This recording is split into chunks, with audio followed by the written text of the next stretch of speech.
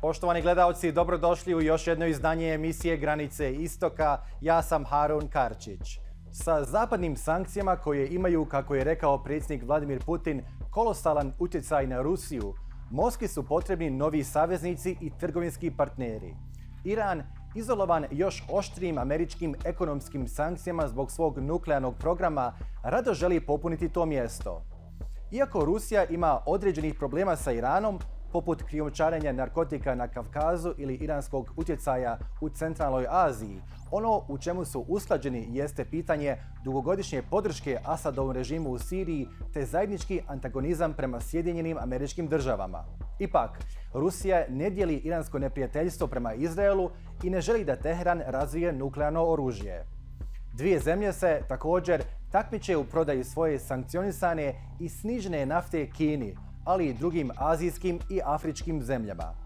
U ovom izdanju emisije analiziramo prirodu odnosa Irana i Rusije te odgovaramo na pitanje zbog čega je ruski predsjednik Vladimir Putin dobio snažnu podršku Irana u svojoj vojnoj kampanji protiv Ukrajine i zašto je vrhovni poglavar Ajatola Ali Hamenei izjavio da se Zapad protivi, citiram, nezavisnoj i snažnoj Rusiji. Prije razgovora sa našim gostima, pogledajmo uvodni prilog.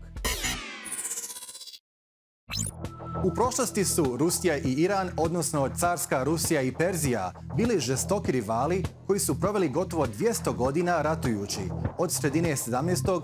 do sredine 19. stoljeća.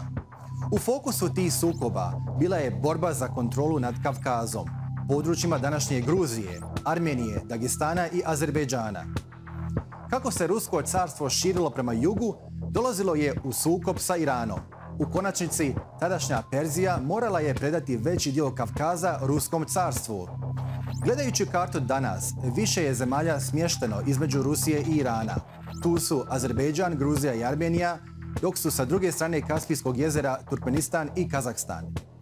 Odnosi tokom hladnog rata nisu bili najbolji, jer je tadašnji Iran bio saveznik Vašingtona. Ipak, nakon Iranske revolucije 1979. godine, Sovjetski savez ih je prvi priznao i situacija se promijenila nabolje, da bi ponovo bila narušena jer je Moskva naoružavala Sadama Huseina tokom Iransko-iračkog rata. Pad Sovjetskog saveza imao je ključnu ulogu u promjeni toka odnosa. Iran je bio među onima koji su imali najviše koristi od takvih dešavanja jer je došlo do strateškog zaokreta u korist Teherana u geopolitici Centralne Azije, Kavkaza i Kaspijskog mora. To je rezultiralo udaljavanjem Rusije od iranske granice i formiranjem mnoštva malih i slabih država, što je u konačnici išlo u korist Teheranu. Kada premotamo sliku do 2022. godine, Putinova invazija na Ukrajinu drastično je izolovala Rusiju na globalnom nivou. Odsječena od Evropske unije, važnog trgovinskog partnera, Moskva je krenula u potragu za novim tržištima i političkim saveznicima. Istovremeno, ojačala je odnose sa starim prijateljima poput Irana, Kine, Turske i Indije. Iranski zvaničnici smatraju da im posljedice ruske invazije na Ukrajinu mogu ići u korist, naročito kad je riječ o njihovom interesu na Bliskom istoku. Iranski vrhovni vođa Ajatola Ali Hamenei izjavio je: "Rat je surova i teška tema. Iranu nije nimalo drago što zbog toga pate obični ljudi, ali u slučaju Ukrajine, da je niste vi preuzeli, druga bi strana svojom inicijativom izazvala rat." Rusija sada forsira ubrzavanje izgradnje dugo iščekivanog međunarodnog transportnog koridora sjever-jug, dugog 7200 km. Kombinacijom puteva, pruga i morskih ruta, ideja je unaprijediti trgovinu između Rusije i centralnoazijskih zemalja kroz Kavkaz, cijeli Iran i spojiti se sa Indijom, preciznije sa lukom Mumbai. Ovaj projekat smatra se jednim od najjeftinijih puteva za povezivanje Azije i Europe, zbog čega predstavlja konkurenciju Suezkom kanalu. Troškovi transporta preko njega smanjuju se za $2.500 na svakih 15 tona, a putovanje traje samo 14 dana. To je znatno kraće od 40 dana koliko je potrebno za promet Suezkim kanalom. Iran pridaje veliki strateški značaj ovom projektu jer uz ekonomsku isplativost pruža mogućnost toj državi da kontroliše vitalnu vezu između Azije i Europe.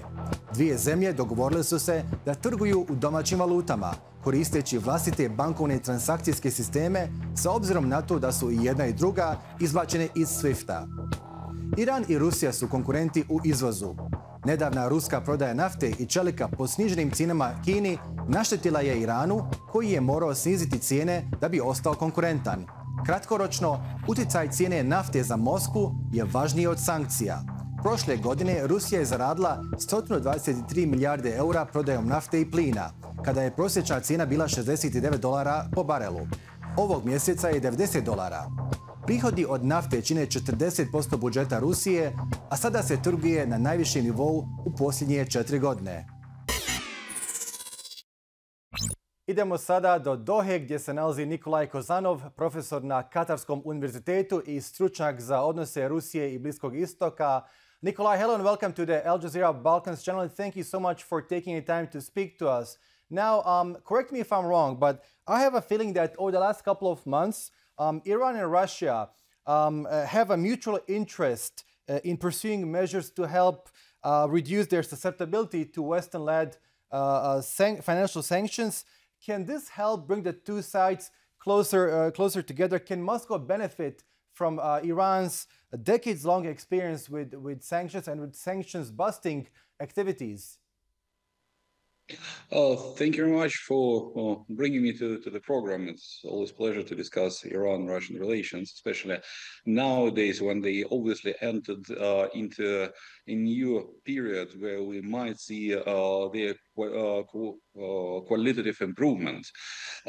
Of course, it's not only about the deepening of Russia's confrontation with the West that's bringing Russia closer to Iran, but it's also the change in Iran's perception of Russia after the Putin's invasion of Ukraine, that make the Iranians believe that now Russian relations with the West are spoiled for years to come, and there is a certain guarantee that Russia and Iranian relations will stay here more solid, and and there won't be any repetition of the situation when Russia was trading Iran off for better relations with the West, as it was in the 90s, in the 2000s.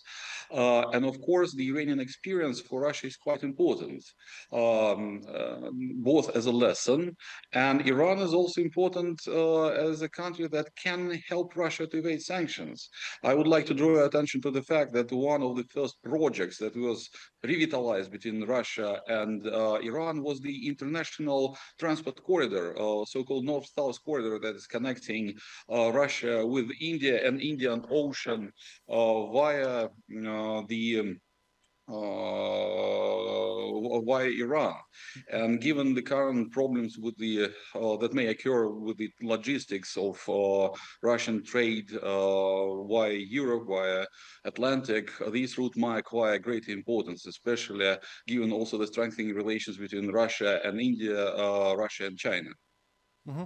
Now, perhaps another factor which behind Moscow's push for closer ties with Tehran lies in the Kremlin's concerns about Iran's ability to perhaps undermine Russia's strategy of energy pressure vis-à-vis Europe. In your opinion, can Central Asian states use Iranian territory or swap agreements with Tehran in their search for an alternative export route for their oil and natural gas towards Europe? Well, this discussion about the possibility of using Iranian territories by Central Asian states to reaching out to Europe has been on the table for many years. But to implement these projects, first of all, we need to see the anti-Iranian sanctions being lifted. And honestly, right now, the future of the GCPOA is still unclear. On the other hand, I was always opposing this narrative that Iran and Central Asian states can actually challenge Russian presence in Europe. Given those volumes of oil and gas they are producing, given their contracts with other players, and first of all and foremost in Asia, I have serious doubts that they can substantially increase their output, their exports of hydrocarbons towards Europe. Not to say that actually Europe is already closing for the Russians, so Russia will naturally try to relocate its own export to Asia, and this process already happening. So if Europe implements this cap on Russian oil sales, and if Russia will be persistent in the implementation of its threats to stop trading with those countries that are putting limits on the price of the Russian oil, we will see Europe being free of Russian hydrocarbons and open for other players. So as a matter of fact, whether Iran and Central Asians will be able to export their oil to Europe or not, it's not going to affect the Russian interests that much. Russia has already gone from that market, or it will be gone from that market. Right. So you think at this point, Europe is so dependent on Russian oil and gas that Central Asian countries and some Middle Eastern countries cannot provide an alternative energy source? Partially, yes. I mean, again, we need to take into account the time factor. So Europe is quite determined to decrease its dependence on the Russian oil and gas. This process is going slow, but for instance, if at the beginning of the year we're talking about European dependence on 3.2 million barrels a day of Russian oil, now it's we're talking more about 2.4 million barrels, and right. in this and by the end of the year, if the legislation is implemented by the Europeans, we might see Europe completely Russia completely leaving Europe. That's one thing. Another thing that right now, if we are talking about the Persian Gulf states, if we are talking about Central Asian states, indeed their capacities are limited. But we also should see the situation in the dynamics. They have a very ambitious plan of increasing their hydrocarbon production and their hydrocarbon exports. So, Right. for instance, we can take Qatar with its ambitious plans to increase its LNG output by 2027. We can take the example of Saudi Arabia with its ambitious plan to add at least 1 million barrels of production on the top what it has. And of course, this will create in the future certain volumes that can help Europe to achieve what it wants. We just need, say, to wait and to be persistent now, the determination, as for instance, the Europeans, to decrease our dependence on Russia. Now, Nikolay, going back to Iran's relations with Russia, it is interesting to note that Iran plans to open up a drone production factory in Tajikistan, with whom it has really well-established relations. At the same time, Russia has quite a well-stocked and well-equipped military base in Tajikistan. How do you make sense of this? Would Russia interpret this Iranian move as an encroachment on its sphere of influence, or do you think that there must have been some prior agreement coming from Moscow? Well, I don't think that there is a kind of a strategic coordination, but there is an understanding that the presence of both countries should not be targeted against each other. If we have a look at the story of the Iranian presence in Central Asia, the main and driving motive was not to harm relations with Russia. And I see no reasons for saying that this strategy is going to be changed.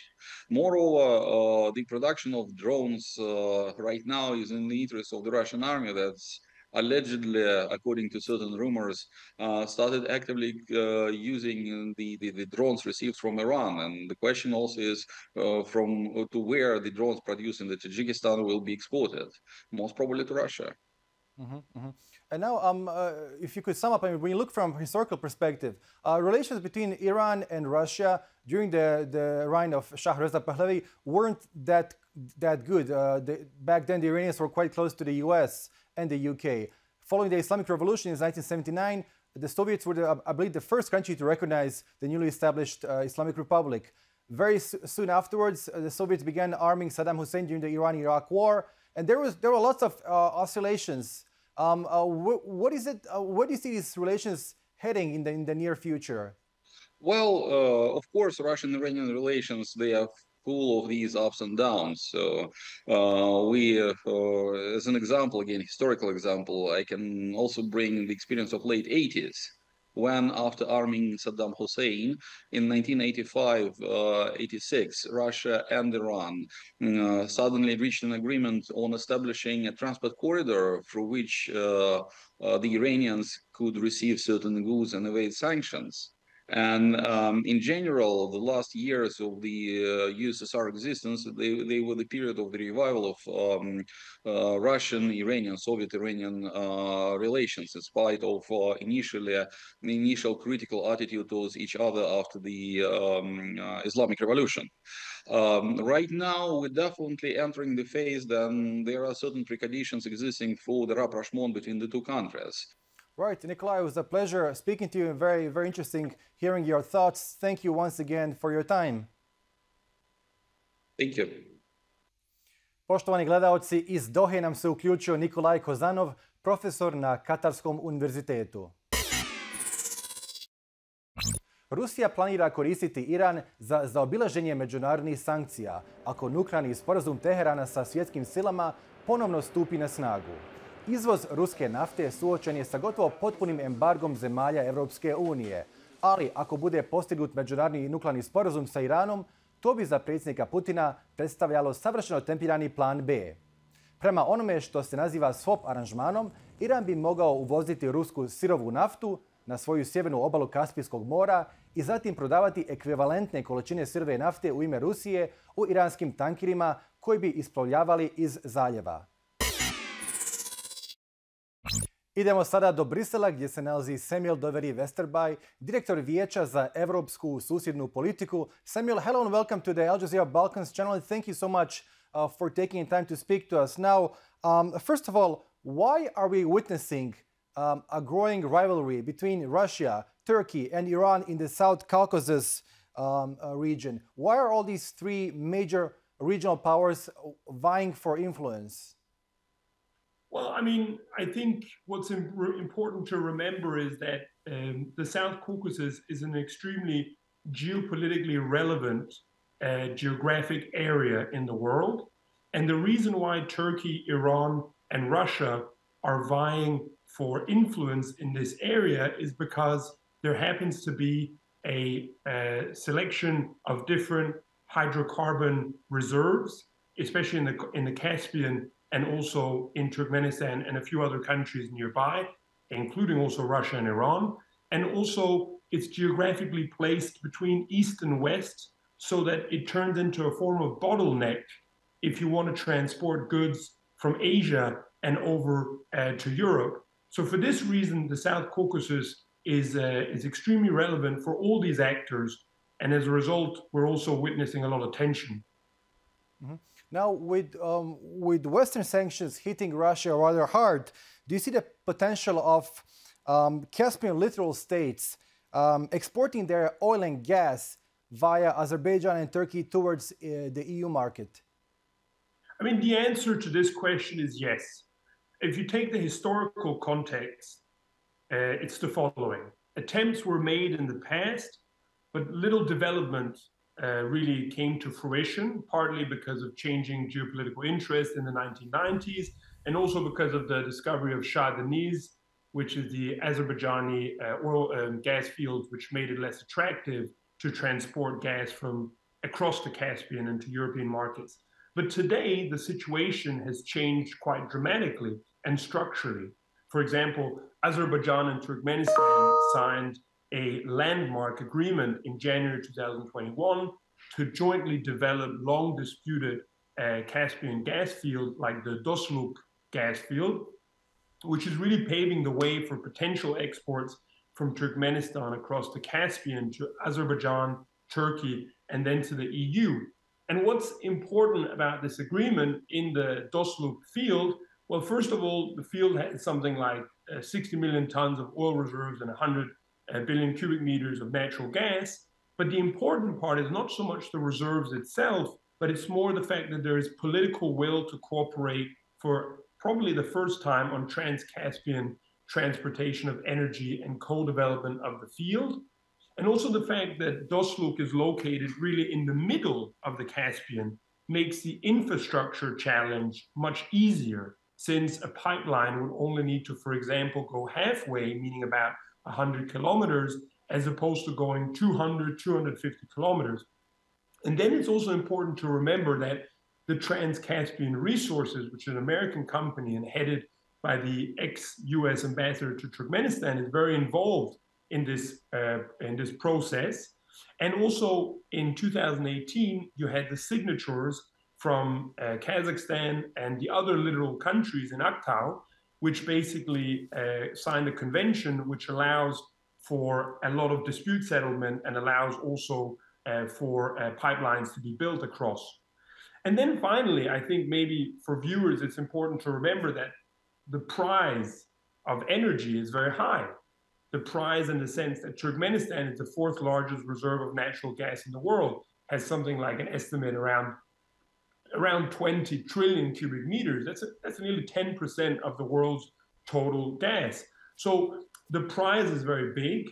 And in this geopolitical and changing environment of the war in Ukraine, and also changing environment of the EU, which is still to this day one of the highest paying consumer markets in the world, it means that all of a sudden Azerbaijan, all of a sudden Turkmenistan, all of a sudden Kazakhstan and the Caspian area increases dramatically in geopolitical relevance for the West. And what you see, and what we've seen in the last few months, is that Germany, Italy, UK have all been traveling to Azerbaijan. Their foreign ministers have all been traveling to Azerbaijan and meeting and signing agreements in order to get better and cheaper and more reliable gas sources. Right, but Samuel, do you think it is wishful thinking on part of EU leaders to think that Azerbaijan can make up for lost Russian oil and gas in such a short time? I mean, these pipelines, the Nord Stream 2 and the Nord Stream 1, took years and years to build. It's a good question. And, Rome wasn't built overnight, as they say. Right. And there are certain challenges which are still in place. And those challenges include, well, the connectivity infrastructure, whether it's goods, the amount of ro-ro boats needed to transport goods across the Caspian are limited. Pipeline construction will still run into trouble despite the Aktau Convention, because there are some clauses on environmental blockages which can reappear. Turkmenistan and Kazakhstan have quite different views. Turkmenistan's energy industry is heavily monopolized by China and Russia, so that could block. In Kazakhstan, there is a different view, which is trying to find a third way and be more independent of Russia. So that's a positive aspect. And of course, there's also the challenge for a small country like Azerbaijan that clearly fears its security because of it's seen what Russia is capable and willing to do in terms of violence in Ukraine. And they, of course, also fear that something like that could happen to them. And I think this is the reason why any kind of trans-Caspian or any serious dialogue about energy necessitates strong US dedication. It definitely necessitates EU support, first of all, for Azerbaijan, but also for the Central Asian republics. And of course, it's important to also get Turkey on board, because Turkey is a natural transit country. And as a result, it's highly in its interest as well in order to promote such a potential, let's say, middle corridor for energy and goods. Mm-hmm. And finally, over the last couple of years, actually, Russia and Iran have been very much interested, and actually this intensified far more following Russia's invasion of Ukraine. Russia and Iran have been very much interested in operationalizing the international north-south transport corridor, and they're also in a way interested in limiting Turkey's fast-growing influence in Central Asia and in the Caucasus region. How soon do you think Russia and Iran can operationalize the international north-south transport corridor, and what changes will this make in terms of transporting goods and services from Asia towards Europe? I mean, the international north-south transit corridor, or the INSTC, I personally have difficulties understanding how the INSTC can function or even be operational. The idea of an INSTC is that it carries goods and trade and potentially energy from Bandar Abbas in the Persian Gulf all the way through Iran into Azerbaijan and through to Russia, crossing the Caucasus, hence its name North-South or South-North corridor. The problem with this very hypothetical connectivity project is that the two main countries that are needed for this plan is Iran and Russia, and both are under US and EU sanctions. And as we've seen in the past, this means that they are basically economically excluded and that banks, companies, countries around the world will have very little interest in cooperating with this corridor, since it basically would mean being excluded from transactions with SWIFT, banking, loans in the US, or simply trading with some of the largest economic actors in the world. So from a purely risk assessment economic perspective, I think this project is fundamentally unattractive. Now, beyond risk assessment, there's also the problem of Turkey, as you mentioned. I mean, the North-South corridor can utilize Russian jurisdiction for transit, inherently circumventing Turkey. And if it doesn't, it instead would be circumventing Azerbaijan. So here, for me, it's quite clear that there is one of these options, which is whatever corridor is chosen for the INSTC, or hypothetically chosen, it will try to pitch Azerbaijan against Turkey and Turkey against Azerbaijan. So I think it's quite unlikely to succeed in doing that. And I think one of the reasons why it's very unlikely to succeed politically in doing that is because Ankara and Baku have in recent years been cementing their relationship, both in terms of political support for one another, but also in terms of Ankara exploding arms sales to the region. Samuel, it was a pleasure speaking to you. Very, very interesting points you made here. Thank you so much once again for being on Al Jazeera Balkans. Thank you. Odnosi Rusije i Irana više nisu bilateralna stvar. Njihove veze u svjetlu aktualnih promjena na regionalnoj i međunarodnoj sceni već su poprimile geostrateške dimenzije i implikacije. Regionalna saradnja Irana i Rusije nije ograničena samo na Bliski istok, već se proteže i na područje Centralne Azije, Kavkaza i Kaspijskog mora. Te oblasti direktno utječu na nacionalnu sigurnost dvije zemlje, koje žele uspostaviti miran pojas u svom okruženju. Poštovani gledalci, bilo je to sve u ovom izdanju emisije Granice Istoka. Ako ste propustili bilo koji dio, emisiju možete pregledati na našoj web stranici balkans.aljazeera.net. Hvala na pažnji.